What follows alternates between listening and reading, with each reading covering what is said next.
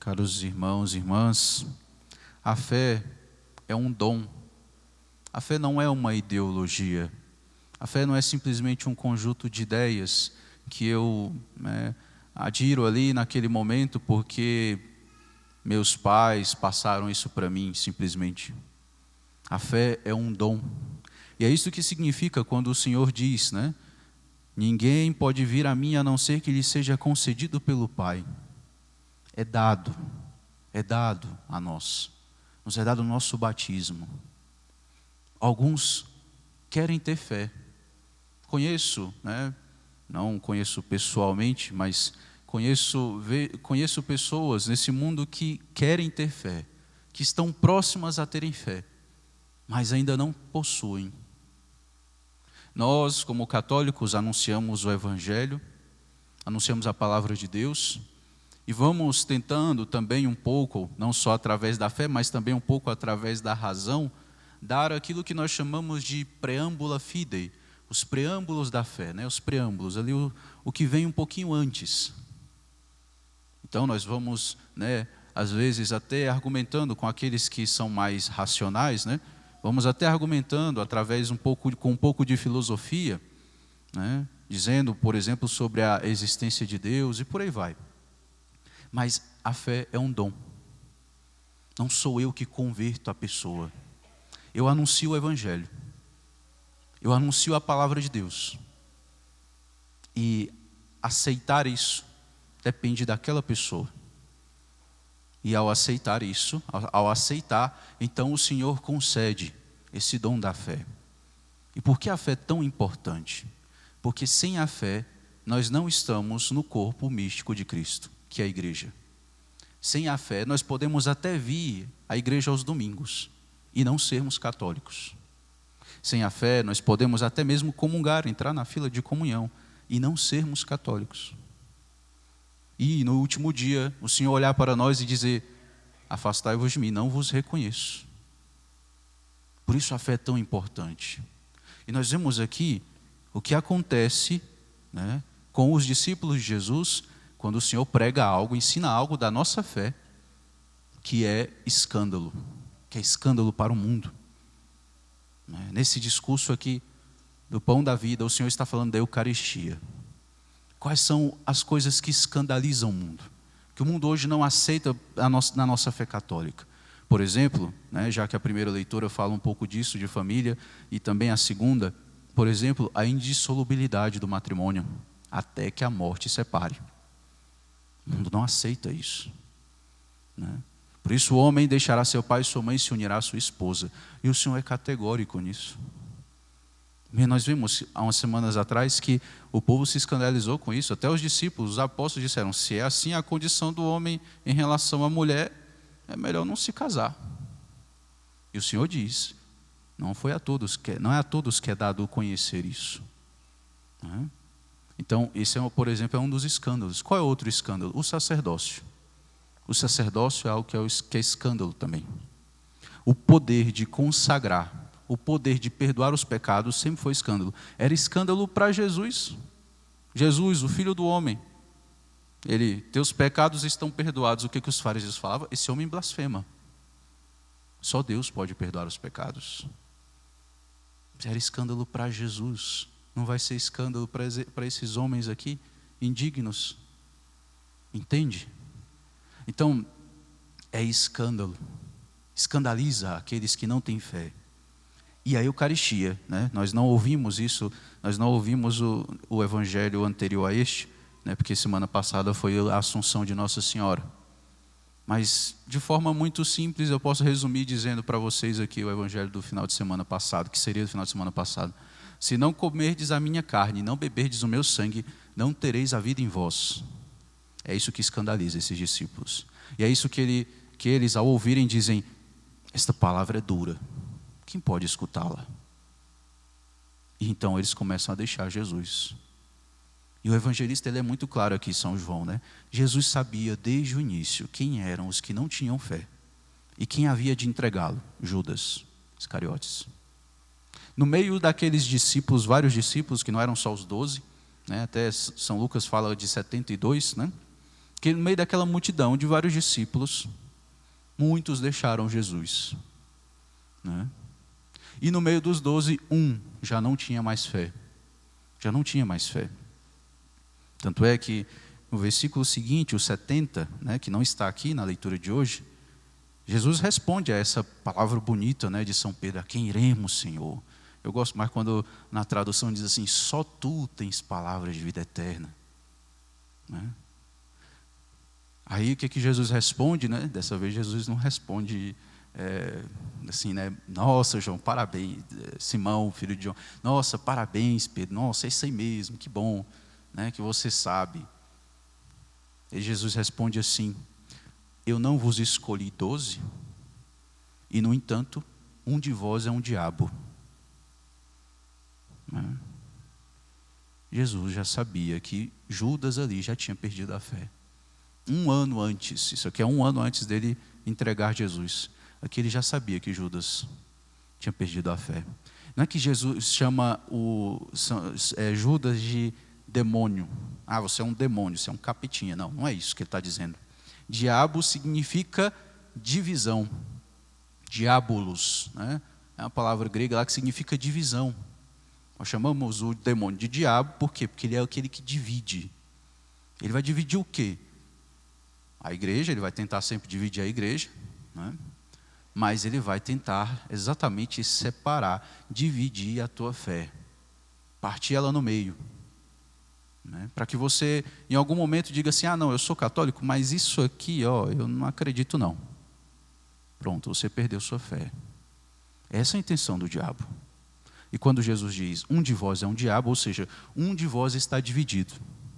Um de vocês está dividido. É como se ele virasse para São Pedro e falasse assim: você está falando isso aí em nome de 11, porque um de vocês está dividido. Não é? Será que nós estamos divididos? Quantos de nós nesta Assembleia, por exemplo, estamos divididos? Né? Aderimos a alguma coisa que não é fé católica. Né? Nós temos que falar estas coisas. Por exemplo, se você é espírita, você não é católico. Se você é maçom, você não é católico. Se você faz parte de outra seita, né, você não é católico. Porque para ser católico, que significa católico, né, universal, você precisa aderir à verdade completa. Completa. Não pode faltar nada. Ah, eu sou católico, mas eu não acredito na Assunção de Nossa Senhora. Pronto, já deixou de ser católico, né? Eu sou católico, mas não acredito na virgindade perpétua, ou que Nossa Senhora é mãe de Deus, enfim. Negue qualquer um dos dogmas. Pronto, você já não é católico. Já não está na comunhão. Já não está na comunhão daqueles santos todos da história. São Pio acreditava nisso. Teresa d'Ávila acreditava nisso. Santo Agostinho acreditava nisso. É a fé da igreja de todos os séculos. Não existe uma fé de 50 anos para cá. Ah, porque depois do Concílio Vaticano II, não. A fé é a mesma, a igreja é a mesma. Acabou. Né? Ah, mas mudou a liturgia. A fé é a mesma. Né? A fé é a mesma. E é o que nós celebramos. O santo sacrifício do Senhor. Porque todas essas mudanças que eu faço aqui, né, que eu fiz até agora, né, só para me justificar um pouquinho aqui, né, diante de vocês, mas de São Paulo não vou me justificar diante de vocês, mas para que vocês entendam, essas mudanças são todas para que isso ajude vocês, e a mim também, tá? E a mim também, a encarnar, interiorizar essa verdade simples, que a Santa Missa é o santo sacrifício do Calvário, em forma de ceia, mas não é só uma ceia. Se nós achamos que a missa é só ceia, nós somos protestantes. Porque tem missa protestante também, não sei se vocês sabem, né? Luteranos, calvinistas aí, eles celebram uma missa, né? E alguns usam até estola, viu? Se vocês forem olhar depois. É porque a gente só tem contato com os neopentecostais, né? Os irmãozinhos aí da esquina, né? Mas as mais tradicionais, tem missa. E como é que eles celebram? É uma ceia. É uma ceia. E qual é o sacrifício? Não é o sacrifício do Calvário, está doido, é? Vai sacrificar Jesus de novo? Eles não entendem isso. Para eles é o sacrifício de louvor. que diz o salmista, oferecer a Deus um sacrifício de louvor. Então, por exemplo, em relação à missa, o que é a Santa Missa? A Santa Missa é o sacrifício, o santo sacrifício do Senhor, a memória do santo sacrifício do Senhor. Aquele momento é presentificado no nosso hoje. Essa é a melhor palavra. Ou seja, vem para o nosso hoje. É aquele mesmo momento. De forma incruenta, não tem derramamento de sangue aqui, né? Ou seja, não tem derramamento de sangue. Esse sacrifício é oferecido a Deus, ao Pai e no Espírito Santo. E qual é o sacrifício do povo, né? Por isso que eu sempre rezo, o meu e o vosso sacrifício. O sacrifício do sacerdote é esse sacrifício do Calvário, é ele que oferece esse sacrifício. Porque foi configurado a Cristo para isso. Cristo cabeça, Cristo sacerdote para isso. E qual é o sacrifício do povo? O sacrifício de louvor. Este sacrifício de louvor une-se a este sacrifício do Calvário. E tudo isso é oferecido ao Pai, por Cristo, com Cristo, em Cristo. A vós, Pai Todo-Poderoso, na unidade do Espírito Santo. Este sacrifício do povo une-se ao sacrifício do sacerdote, que é o sacrifício do Calvário. Isto é o meu corpo, isto é o meu sangue. E então isso é oferecido ao Pai. É isso que é a missa para nós. Não é um culto protestante, onde tudo tem que ser, né, animado, vamos dizer assim, né? Onde tudo tem que ser louvor somente, né? Tem uma musiquinha que diz assim, reunidos aqui só para louvar o Senhor. É errado essa música aí, não é só para louvar o Senhor, é para oferecer o santo sacrifício e louvar o Senhor, claro, né? Então, é importante para nós a fé católica. Eu preciso conhecer a fé católica. Eu preciso conhecer cada vez mais. Agora, se eu errei, padre, eu estava enganado em relação a tal coisa, quer dizer que eu não era católico? Não, não é assim. Se eu me engano em relação a algo, e depois eu vejo, né, que aquilo que eu acreditava não é o que a igreja ensina, eu passo a acreditar o que a igreja ensina. Pronto, né? Agora, se eu sabendo que a igreja ensina tal coisa, e eu digo, não, mas isso aqui eu não quero, aí eu me torno um herege, eu me torno um apóstata, eu deixo a fé, né? E por que isso? Porque é a igreja, a instituição que ensina? É porque essa igreja aqui, visível, que ensina simplesmente? Não, é porque aquilo que a igreja ensina é o Cristo que está dizendo. Ele falou claramente, isto é o meu corpo, isto é o meu sangue. Jesus falou, está falado, gente, não tem discussão. Mas não, é porque ele disse que simbolizava. Não, ele falou, isto é. Isto é. E a igreja, durante 2000 anos, acreditou nisso. Santo Agostinho, Santo Inácio de Antioquia lá no início, né?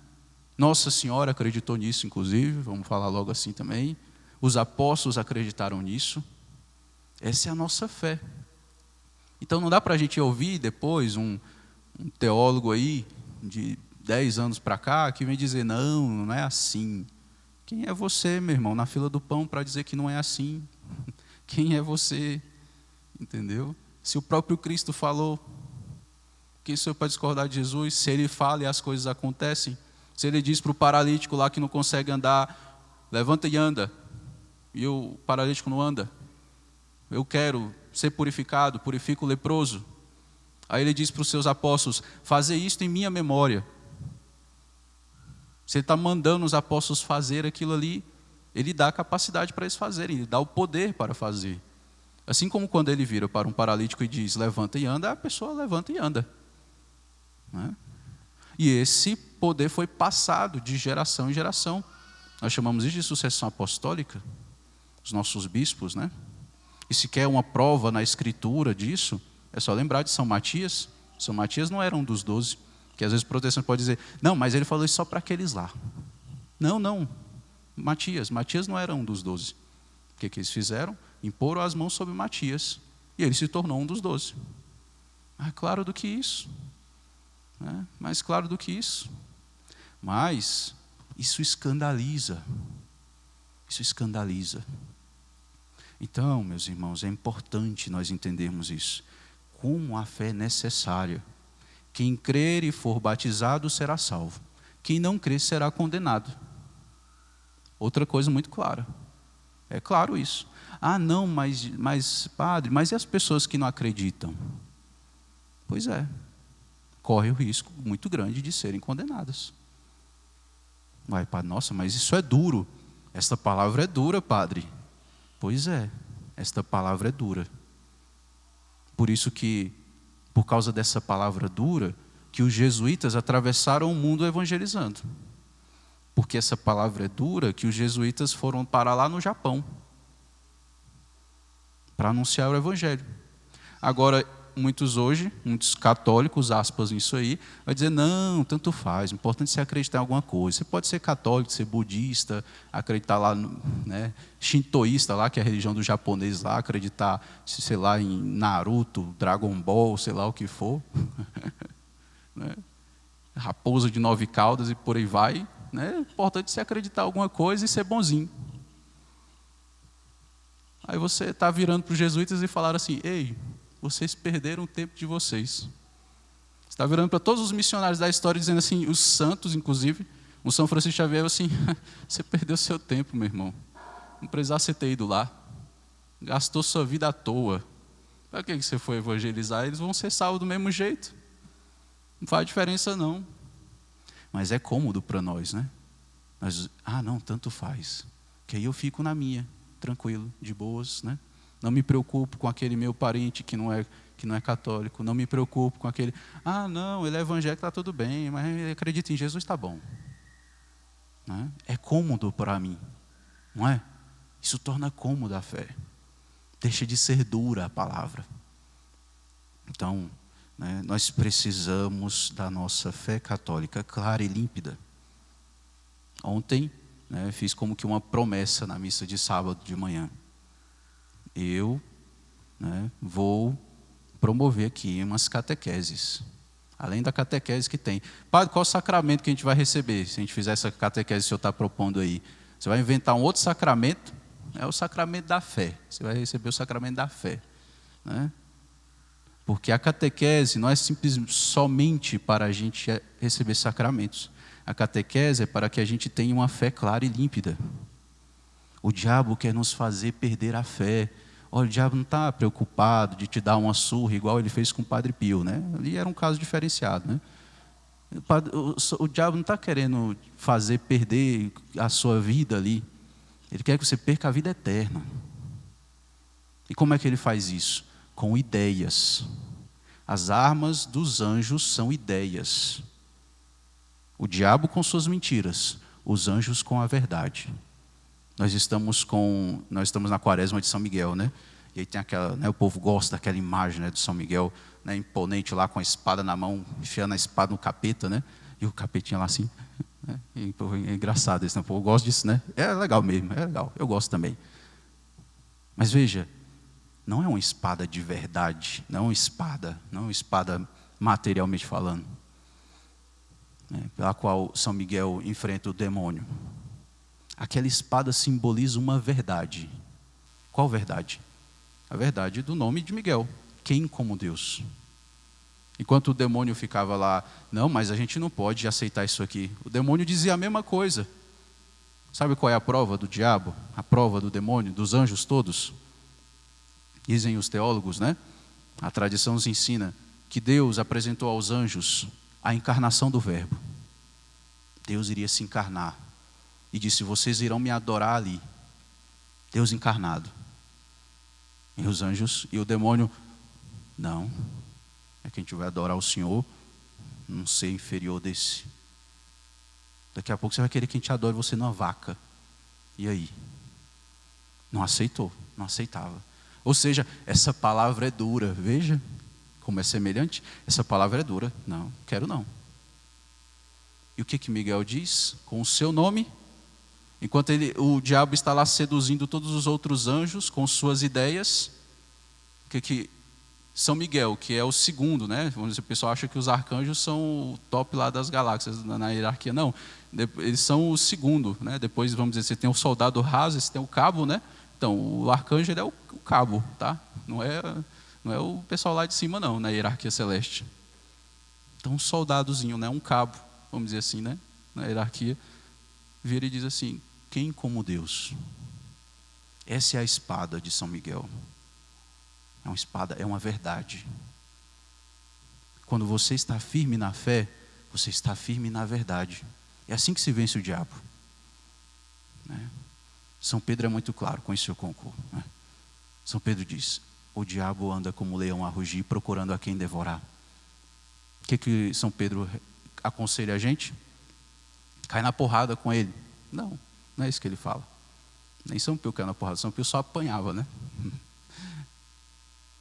Resistirem firmes na fé. Firmes na fé. Quer vencer o diabo? Firme na fé. E ser humilde, claro. Firme na fé e humilde. Humildade. É interessante, né? Que até isso é sabedoria popular, de certa maneira. Vira sabedoria popular. Né? Lá no Nordeste, né? Piauí mesmo. Posso falar do Piauí, mas no Nordeste, de modo geral, é assim também. Né? Quando alguém, sei lá, né? Às vezes à noite, em aqueles lugares mais desertos, às vezes sente que viu algum vulto, alguma coisa, já diz: crê em Deus Pai. Na hora, né? Crê em Deus Pai. Né? Vê como há uma sabedoria popular aí, né? Ou seja, firme na fé. Opa, se aparecer um negócio, opa, estou na fé, estou na fé. Mas nós entendemos como isso é importante, né? Então é uma só fé, um só batismo, um só Espírito, uma só igreja, porque é um só corpo. Jesus não é poligâmico, ele não tem um monte de esposa, não, é só uma, né? É só uma, e ele é fiel a esta. E sobre esta ele disse: as portas do inferno não prevalecerão. Então, é esta a igreja. É isso, nós somos melhores que os outros e lá, lá, lá. Não, meu irmão, se nós não nos convertermos, pereceremos também do mesmo modo. Né? Pereceremos todos do mesmo modo. O Senhor diz, né, naquela parábola dos convidados para a ceia, né? Lá no meio, né, ele mandou chamar os empregados, chamaram bons e maus, para entrar lá no palácio para o banquete. E lá ele encontra um que não tem a veste nupcial, não tem a veste de festa. Ele pergunta: amigo, como você entrou aqui sem a veste? Ele não responde nada. Aí ele manda esse convidado embora, amarrai as mãos e os pés e jogai-o lá fora na escuridão. Ali haverá choro e ranger de dentes. O que é essa veste? É a veste da fé. O Senhor chama a todos, bons e maus. Mas quem é que ele joga fora? Aqueles que não têm fé. Padre, eu sou pecador, eu me esforço, mas eu luto, padre. Muito bem, mas você tem fé? Muito bem, então persevere, força, coragem e vamos lutar. Agora, eu sou católico, mas isso aqui não. Sempre é uma bobagem depois dessa frase. Sempre é uma bobagem. Né? Então, resistir e firmes na fé. Extra ecclesia nulla salus. Para finalizar tudo, né? Fora da igreja não há salvação. Dizia São Cipriano, século V, IV, mais ou menos. Né? Marte. Fora da igreja não há salvação. Por quê? Porque se nós somos os donos da verdade? Não, porque a verdade é nossa dona. A verdade é o Senhor. Né? Então o verdadeiro ecumenismo é trazer os nossos irmãos de volta. E nós precisamos trazê-los de volta. Esse é o verdadeiro ecumenismo. Né? Se não for isso aí, é balela. É conversinha apenas. É o boi dormir, como o povo fala. Né? Precisamos trazê-los de volta. E os outros precisam vir para este corpo. Para a casa do Pai, que há muitas moradas. Né? Para a casa do Pai, onde há muitas moradas. Que o Senhor nos ajude a ficarmos firmes na fé e a anunciarmos a palavra de Deus para que outros venham para a igreja. Louvado seja nosso Senhor Jesus Cristo.